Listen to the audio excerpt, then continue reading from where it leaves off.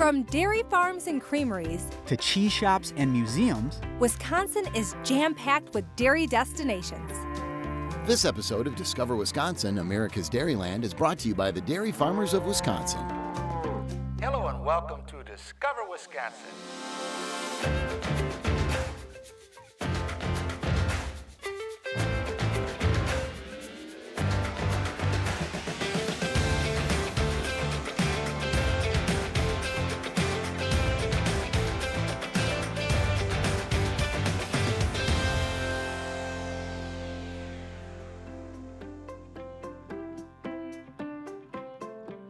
Hi everyone, I'm Marie Justice. and I'm Jack Taylor. And today on Discover Wisconsin, it's all about Destination Dairy. Let's go explore. All right, let's do it. Wisconsin is the state of cheese for a reason. Cheesemakers use the high-quality milk to craft more award-winning cheeses than any other state or country. And today, we're heading to a few distinct destinations across the state that celebrate Wisconsin's unique dairy heritage. First up, the Farm Wisconsin Discovery Center in Manitowoc. This building is actually the result of many people's dedication to agriculture in Wisconsin. We have really three main experiences that people can take advantage of when they come here. Number one is 10,000 feet of exhibit space. Another aspect is a farm tour. We have a coach bus tour of a local dairy farm, and that bus driver has the garage door opener for the barn, so you can drive right through the barn. You never get off the bus. The dairymen and women of Grow to Gut Dairy Farm are committed to producing high-quality milk, and that begins with taking good care of our cows. And then third is our Land O'Lakes birthing barn, where we bring 2 cows from the Grow to Get Dairy Farm every day who are due to have their calf. Usually we have a birth or 2 here in our birthing barn. So between the cows and the calves, that's a really exciting thing for people to take advantage of. That's crazy, the motherly instinct, isn't it? Oh yeah.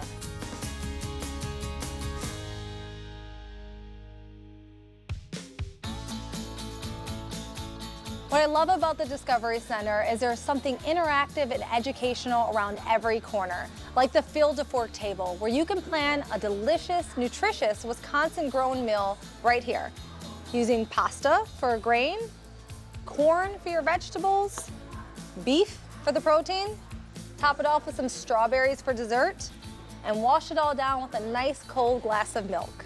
And just like that, you have a delicious, nutritious Wisconsin-grown meal.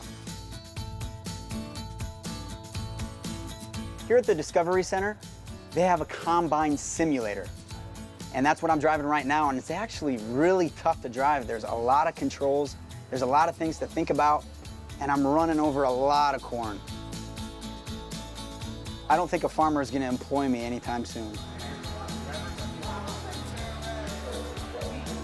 I think what I hope people take away from here is how close they are actually to the agriculture industry.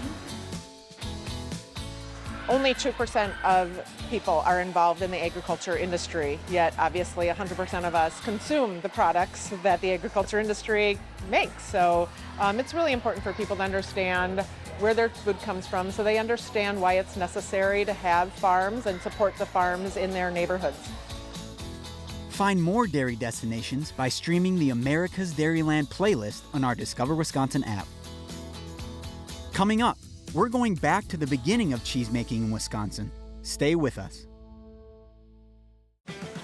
Discover Wisconsin is back, checking out other dairy destinations.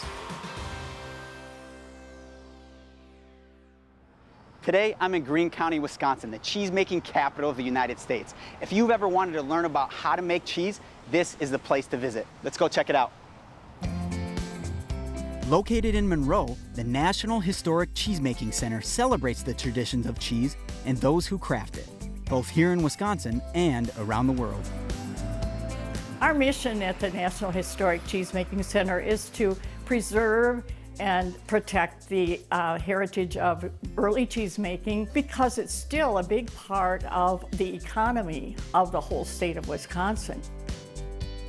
If you're visiting Monroe and Greene County, be sure and stop by and see us because I think you will not only have fun, but it's an education, and there's things that you'll take back and have a better appreciation of the hard work that went into early cheesemaking, because these cheesemakers were making cheese 7 days a week, and this is manual labor. It's, you know, not something that everyone could do, but it has changed immensely. But we show them both sides of it.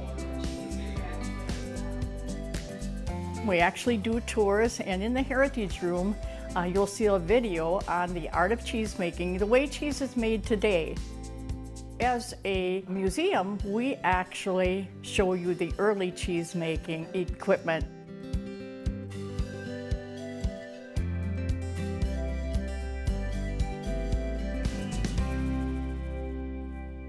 So what is this room?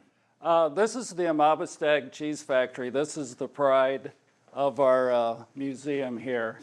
Alfred and Anna Amabastag moved here from Switzerland in 1890. They started milking cows, and they decided they wanted to make cheese. So they got some of the neighbors to sell milk to them, and they built this actual building. They did? Yes, and they made cheese here until 1917. They couldn't compete with pet food and the price of milk, so they decided to close this very factory. So this sat empty until 2009. What they found here was like the day they closed it. In 1917, they closed the doors, and it just sat empty for 93 years. Really? And everything was still in here to make cheese? Yes. Wow. So what you're seeing here today is exactly what they used. So this is the actual equipment that they used? Yes. Wow. Yes, that's cool. Seeing the old cheese factory was amazing. The tour guide took us through the old cheese factory. He showed us around the building, showing us all the tools that were used to make cheese. It was really fascinating, and it was so well preserved. Why have a big copper pot? Well, it was believed that if you're making Swiss cheese, you got a better flavor, a better tasting cheese by using copper kettles.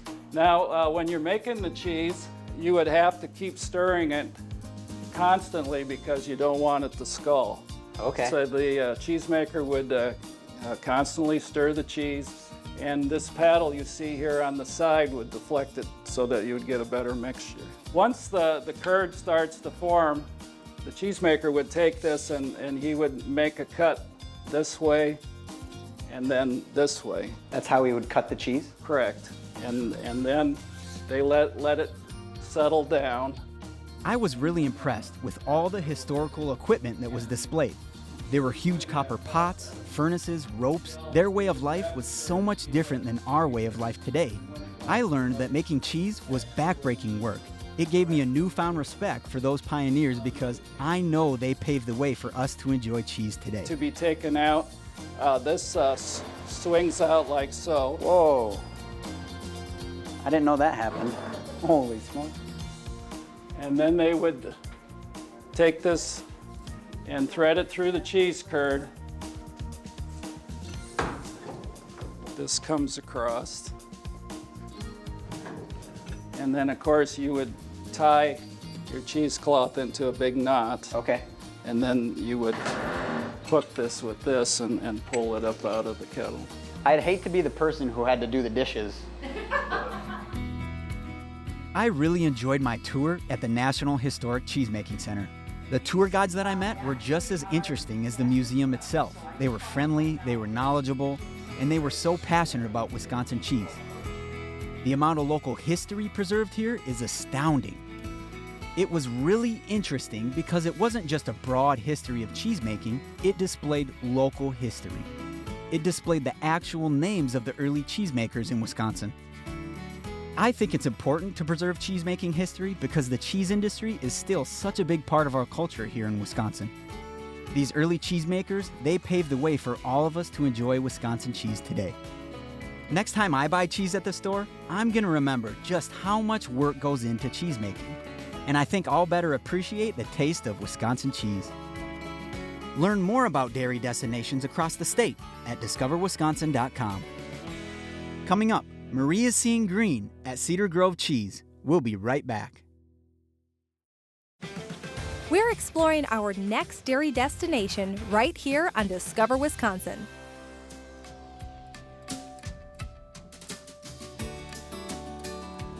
As far as destinations go, any cheese factory in Wisconsin should be on your list. But here at Cedar Grove Cheese in Plain, not only are they making award-winning cheese, but they're doing it in an environmentally friendly way. Follow me and I'll show you what I'm talking about. Established over 100 years ago, Cedar Grove Cheese prides itself on making Wisconsin's favorite food the old-fashioned way, with small-scale production and high-quality milk from local farms. But even with its traditional cheese-making methods, when it comes to sustainability, Cedar Grove has always been ahead of the game.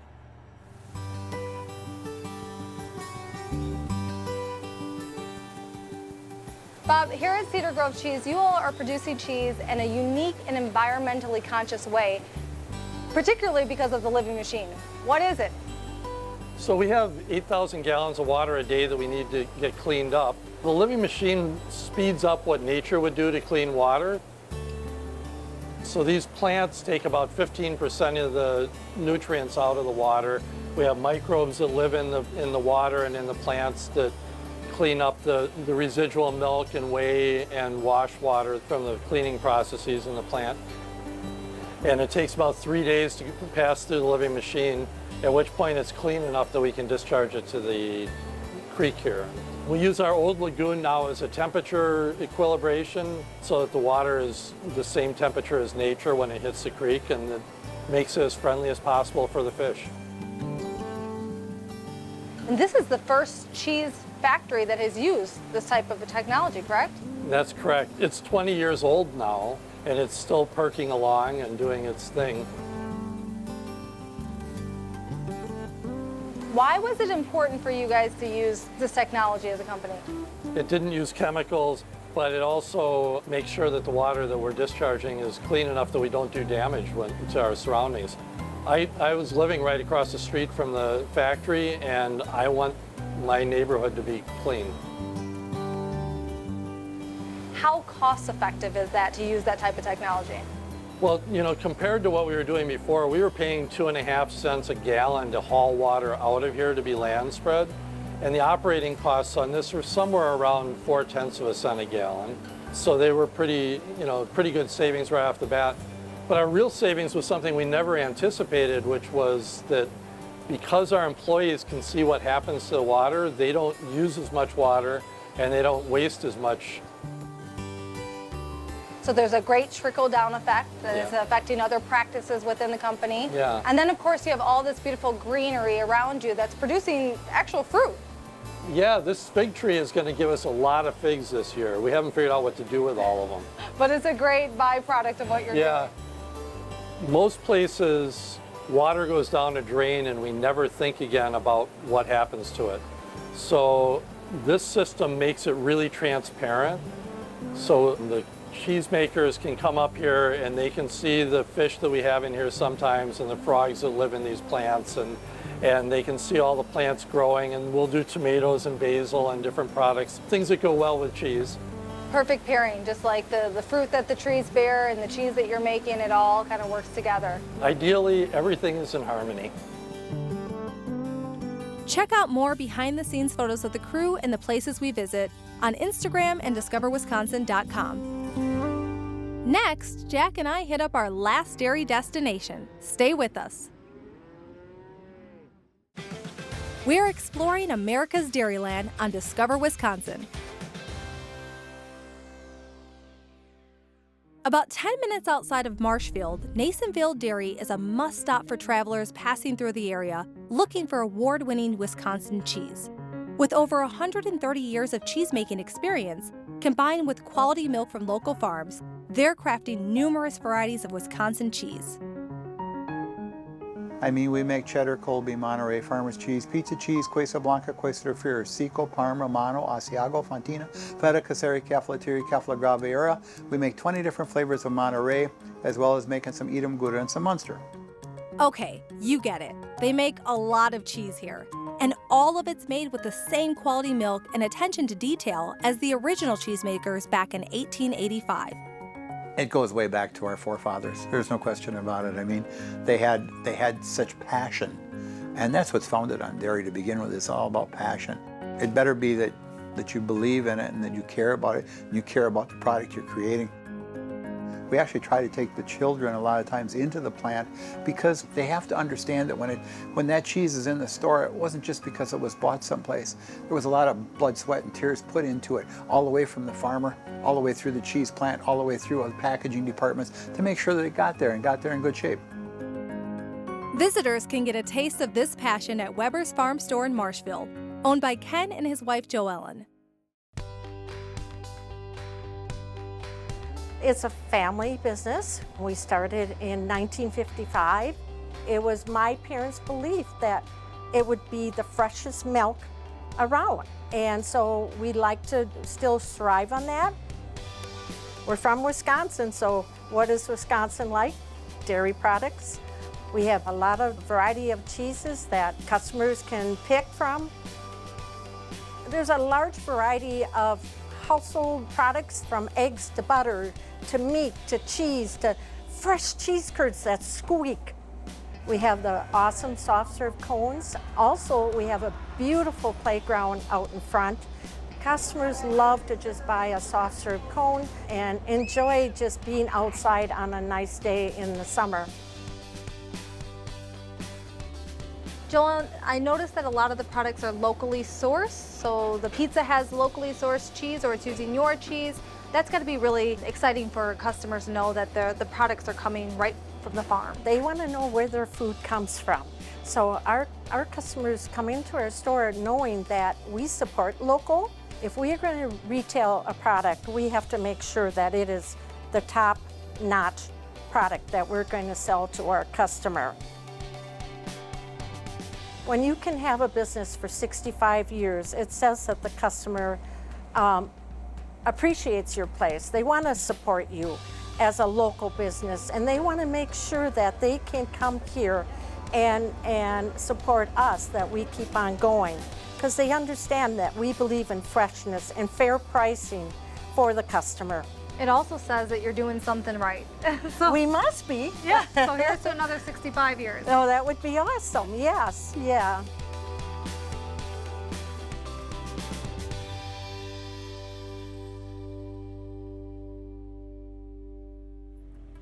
One of the best parts of Weber's Farm Store is that you can order through their drive-thru. Hello. Hello. Can I order some fresh cheese curds, please? Sure.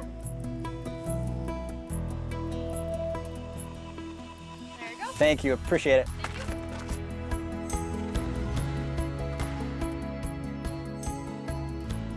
I don't know about you, Marie, but I've had a blast learning about Wisconsin's dairy heritage. I know, I've had so much fun visiting all these places around Wisconsin that help explain why we're known for our cheese and dairy products. And the best part is that it's all so good. You know what else is good? We will see you again next week on Discover Wisconsin. Cheese curd? Oh, absolutely. That's squeaky. Squeaky. This episode of Discover Wisconsin, America's Dairyland is brought to you by the Dairy Farmers of Wisconsin.